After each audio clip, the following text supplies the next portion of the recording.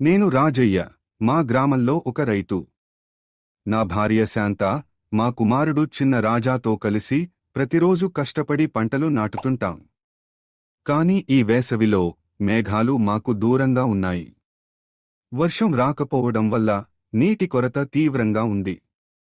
మా గ్రామంలో ప్రతి ఒక్కరూ నీటికి పోటీ పడుతున్నారు. ఒకరోజు చిన్న రాజా నీటిని వృధా చేస్తున్నాడు. నేను అతనికి చెప్పాను, చిన్నా, నీటికి విలువ తెలుసా?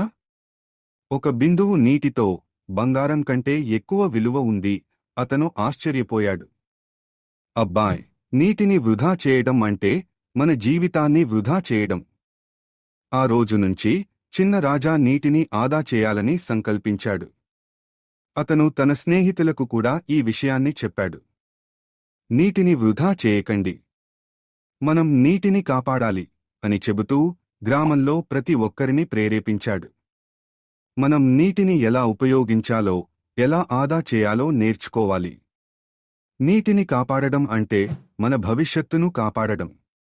ఇప్పుడు మా గ్రామంలో ప్రతి ఒక్కరూ నీటిని విలువైనదిగా భావిస్తున్నారు. చిన్న రాజా ఇప్పుడు నీటిని వృధా చేయడం మానేసి ప్రతి బిందువును విలువైనదిగా చూస్తున్నాడు.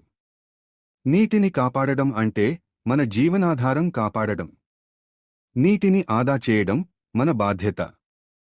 ఇది కేవలం నీటి గురించి కాదు, మన జీవితాల గురించి.